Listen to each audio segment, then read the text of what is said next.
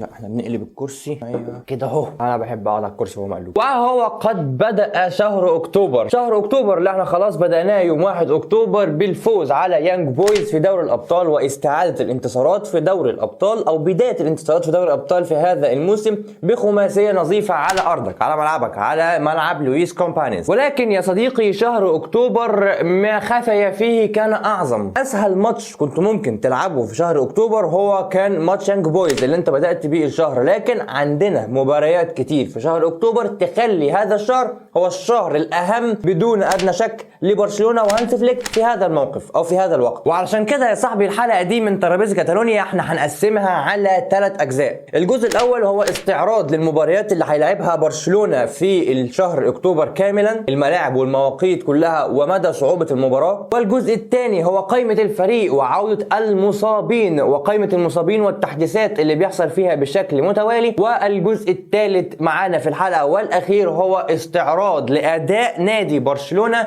منذ بداية الموسم حتى الان، واستعراض رقمي فيه ابرز النقط الهجومية وابرز النقاط الدفاعية. من الاخر كده يا صاحبي حلقة على الرايق، حلقة جميلة ومتحضرة صح وباذن الله تعالى تكون عجباك. فمرحبا بك يا صديق على ترابيزة كاتالونيا، حيث المكان اللي نجتمع فيه انا وانت مشجعين النادي الاسباني كي نتحدث عن النادي الذي نشجعه اكتر من الاسبان نفسهم. فيلا بينا نبدا. مبدئيا انت بدات او نادي برشلونة بدا الموسم او بدا شهر، مش عارف انا مالي في ايه. مبدئيا نادي برشلونة استهل شهر اكتوبر بالفوز على يانج بويز بنتيجة 5-0 في مباراة سيطر فيها نادي برشلونة بالطول والعرض زي ما بيقولوا.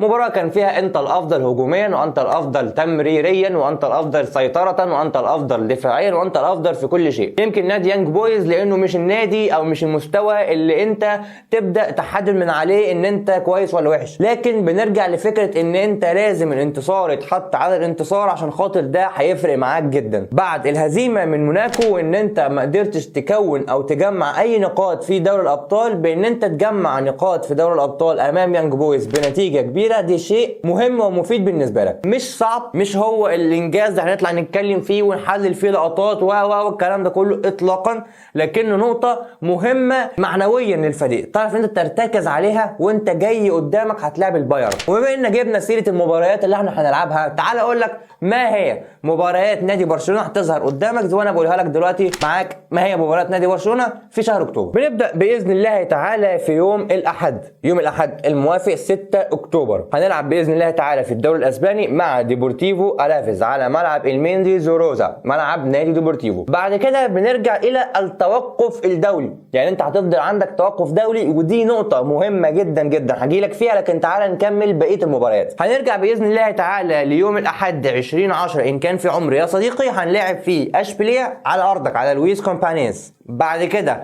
هتروح تلعب يوم 23 اكتوبر اللي هو الموافق يوم الاربعاء مع بايرن ميونخ على ارضك برضو، فما فيهاش سفر، يعني انت هترجع من التوقف الدولي كده كده هتلعب مع اشبيليه على ارضك، وبعد كده انت هتروح تلعب بايرن ميونخ على ارضك برضو بس في دوري الابطال. ويوم 26 اكتوبر يوم السبت هو موعد كلاسيكو الارض، الكلاسيكو الاول لهانس فليك مع برشلونة وريال مدريد يوم 26 اكتوبر باذن الله تعالى على ملعب السانتياغو برنابيو. وبكده بنكون نختم شهر اكتوبر، وشهر زي ما قلت لك هو فيه مباريات تقيله جدا. بنتكلم على ديبورتيفو الافيز طبعا ممكن يكون اخفهم، بنتكلم على اشبيليه الوضع اللي هو فيه دلوقتي مش احسن حاجه، ولكن اشبيليه يظل اشبيليه. بتتكلم على بايرن ميونخ وبتتكلم على ريال مدريد. واهم حاجه موجوده في شهر اكتوبر بالنسبه لي هو التوقف الدولي. طبعا يا صديقي انت عارف حظ نادي برشلونه في التوقف الدولي، وعارف ان احنا التوقف الدولي اللي فات كنا حاطين ايدينا على قلبنا عشان خاطر ما يتصابش من عندك اي لاعب، لان حقيقه الوضع مش مستحمل اطلاقا اي اصابات للعيبه. بدانا نشوف واحده واحده تحسن قائمه الاصابات بتاعه نادي برشلونه، وان في لعيبه خلاص بياخدوا التصريح الطبي وبيبداوا ان هم يشاركوا في المباريات. اقربهم كان انسو فاتي ودي يونج في مباراه الامس، او انا بصور معاك يعني يوم الاربع، فكانت في مباراه الامس مباراه برشلونه ويانج بويز. فاخشى ما اخشاه بان التوقف الدولي تبدا ان انت لا قدر الله تفقد فيه عدد من اللعيبه اللي انت بتعتمد عليهم بشكل اساسي. هنيجي للعيبه اللي احنا بنعتمد عليهم بشكل اساسي ولكنهم معروفين مش مستاهله ان انا اخرهم لك واخلهم لك مع الجزء الثالث في الحلقه. انت بتعتمد بشكل اساسي على لامين يامال، على ليفاندوفسكي، على رافينيا اللي عامل موسم رائع جدا، على بيدري، على كوندي، على انيجو مارتينيز، بس يمكن انيجو مارتينيز مش هيلعب في منتخب اسبانيا، ولكن ممكن ان هو على الاداء اللي هو بيقدمه ان هو يعني يستدعى الى منتخب اسبانيا. بتعتمد على كوبارسي وهكذا. اللعيبه دي انت بتعتمد عليها بشكل اساسي، وللاسف البديل من اللي موجود عندك مش بنفس الكفاءه ومش بنفس القوه. فاي اصابه ممكن تحصل لك في التوقف الدولي لا قدر الله هتكون مدمره بالنسبه لك لاقصى حد، خصوصا بان انت بعد التوقف الدولي زي ما استعرضت معاك انت هتلاعب في ظرف 6 ايام من يوم 20 ليوم 26 هتلاعب اشبيليه، بايرن ميونخ، وريال مدريد. يعني الثلاثه اصعب من بعض، الثلاثه هم انديه كبار بغض النظر عن احوالهم دلوقتي. قلت لك ان اشبيليه مش تمام، ولكن يظل اشبيليه اسم كبير في اسبانيا. وبرضه انت بتلاعب بايرن ميونخ في الدوري الابطال، وهتلاعب ريال مدريد اللي هو دلوقتي اتعادل مع اتلتيكو مدريد والفرق ما بينك وبينه 3 نقط، فهو عايز يكسبك عشان خاطر يبقى الفرق ما بينك وما بينه هو فرق الاهداف فقط لا غير. فشهر اكتوبر كجدول هو شهر صعب جدا، اتصعب علينا اكتر بفكره التوقف الدولي. انا ما بحبش التوقف الدولي وبخاف منه جدا، فان شاء الله تعالى ربنا يستر على التوقف الدولي وان لعيبتنا ما يرجعوش مصابين. وبالحديث عن الاصابات تعالى اخدك الى الجزء الثاني بسرعه كده. بص شايف السرعه والسلاسه. وبالحديث على الاصابات تعالى اخدك للجزء الثاني معانا في الحلقه بتاعتنا، الا وهو المصابين وعوده المصابين. دلوقتي انت في القائمه بتاعتك عندك المصابين عددهم كالاتي. عندك بنتكلم في جافي وفيرمين لوبيز، بنتكلم على داني اولمو وروخو وكريستنسن وإناكي بينا وتيرشتيجن.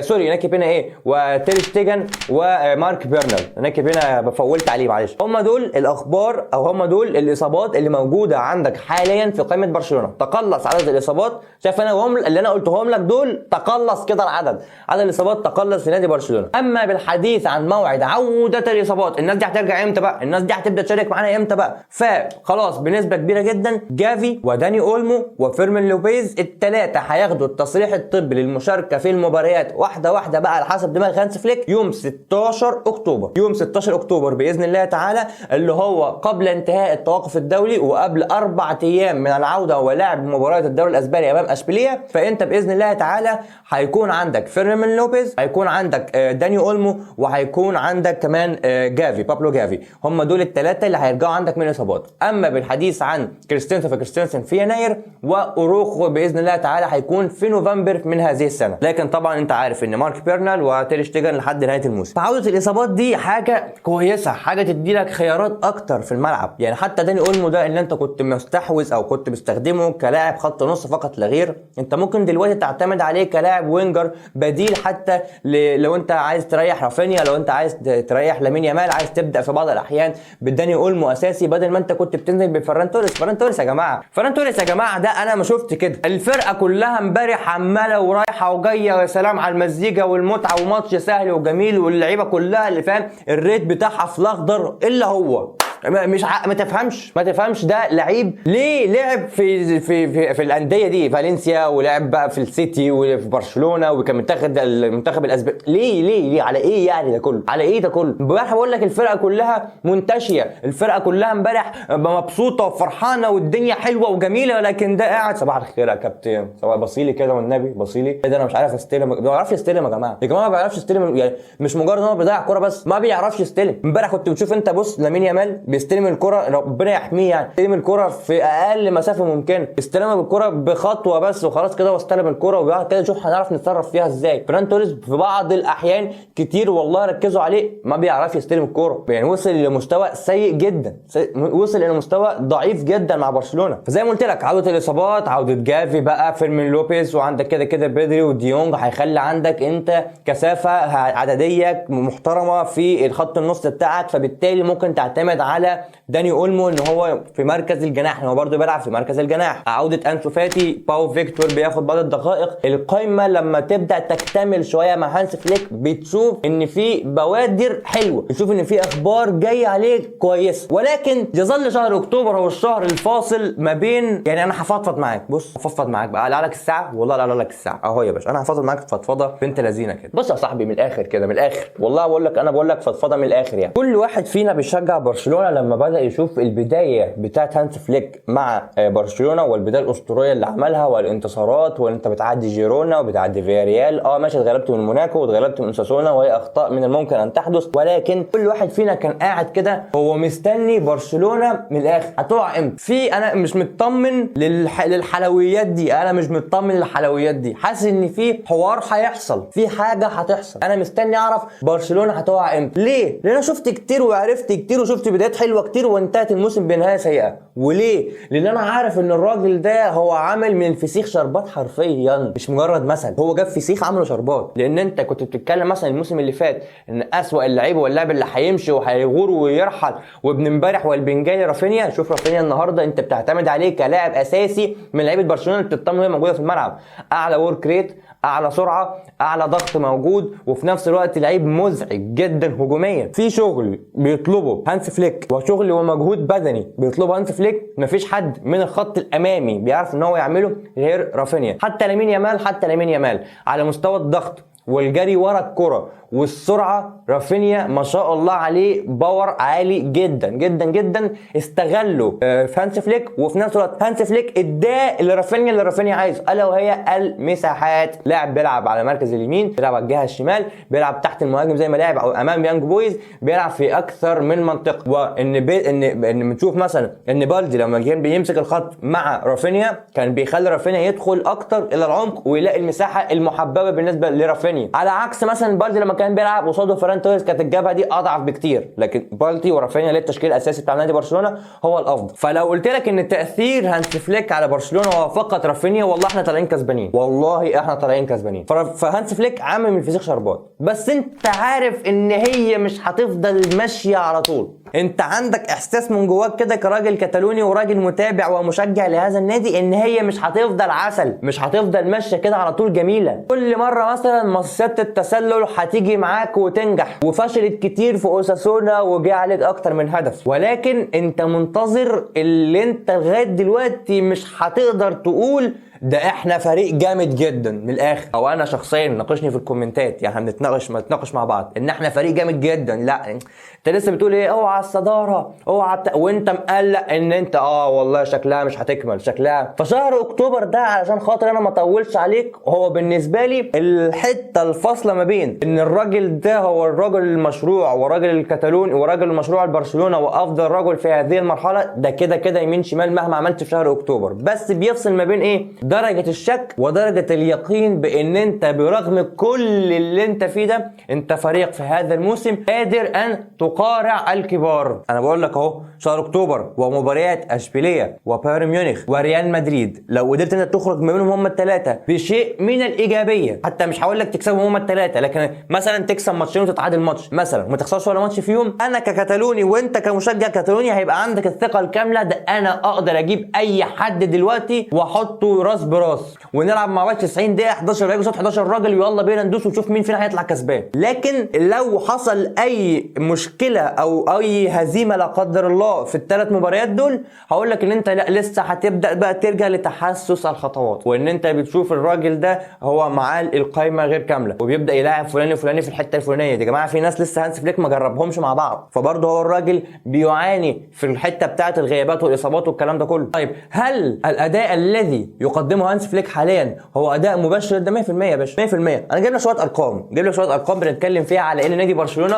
هو النادي الاكثر في اوروبا تهديفا، هو اعلى نادي تهديفا في اوروبا حاليا. بكام جون؟ ب 31 هدف. 31 هدف بالتمام والكمال احرزهم نادي برشلونه في المسابقات الاوروبيه، سواء كان في دوري الابطال او سواء كان في الدوري الاسباني. هو اعلى هدف، اعلى نادي، اعلى من البايرن اللي جاب 26 واعلى من مثلا ريال مدريد اللي جايب 20. نادي برشلونه على المستوى الهجومي جبار جدا، مرعب جدا. عايز اقول لك على معلومه ممكن تكون بالنسبه لك مرعبه اكتر من عدد الاهداف اللي سجلها نادي برشلونه. عارف برشلونه في الدوري الاسباني بس اهدر كام فرصه محققه للتسجيل؟ كام فرصه كانت 100% دي هدف ولكن ضاعت بسبب اي حاجه؟ 23 فرصه. يعني انت محرز 26 هدف وكان ممكن هذا الرقم على الاقل بالميت كده يتزود عليه 10. الكثافه الهجوميه والعدد الكبير التدوير اللي بيلعب بيه هانس فليك في الهجوم والضغط العالي من الخط الامامي بالنسبه لك اللي هو خط الهجوم بتاعك، تضغط عليه ضغط عالي عشان تاخد الكره من الفريق المنافس، بيخلي برشلونه قادر على انه هو يعمل عدد مهول جدا من الهجمات المحققه للتسجيل. انا بقول لك 23 فرصه محققه للتسجيل، دي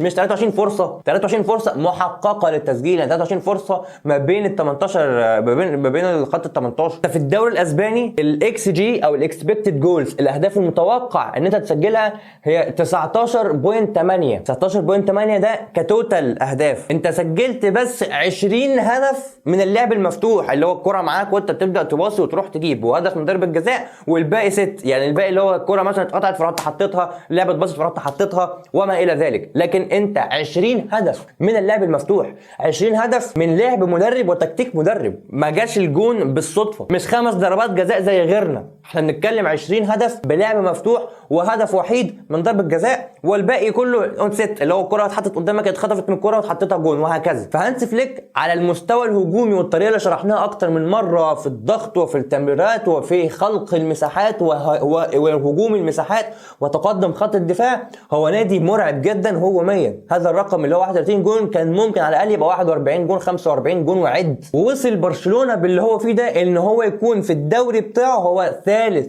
اعلى نادي معدل تهديف في المباراه الواحده، 3 اهداف بوينت واحد. اعلى اللي مين اللي اعلى منه؟ باريس في المركز الثاني وبايرن ميونخ في المركز الاولاني، بس عشان هم لعبوا ماتشات اقل، يعني هم لعبوا ماتشات اقل، بايرن لعب 5 ماتشات ومتهيألي باريس لعب 5 ماتشات او 6 ماتشات، احنا لاعبين 8 ماتشات، فبالتالي المقام لما بيكتر الرقم بيقل، ولكن انت بتظل من اعلى الانديه في تهديف، اعلى انديه في اوروبا عندها معدل تهديفي في المباراه الواحده. واقول لك على حاجه كمان، انت اعلى نادي في الدوري الاسباني استحواذا على الكره 67.2، ومش استحواذ سلبي، يعني الفكره كلها ان هو مش استحواذ سلبي، لا انت بتخلق كرات بتخلق اهداف. فيعني لما حد يجي يقول لك هانس فليك عمل ايه في برشلونه، قول له الارقام دي، انت بشوف انت مسجل كام جون ومهدر كام فرصه محققه للتسجيل، انت رقم كام في معدل التهديفي في كل مباراه، بتجيب اهدافك ازاي، استحواذك عامل ازاي، كل دي ارقام تقول لك ان لا الراجل ده قد حول من برشلونه الكثير. لو انت في لاعب مثلا بيلعب مع تشافي وليكن ليفاندوفسكي تديله كام من 10 مثلا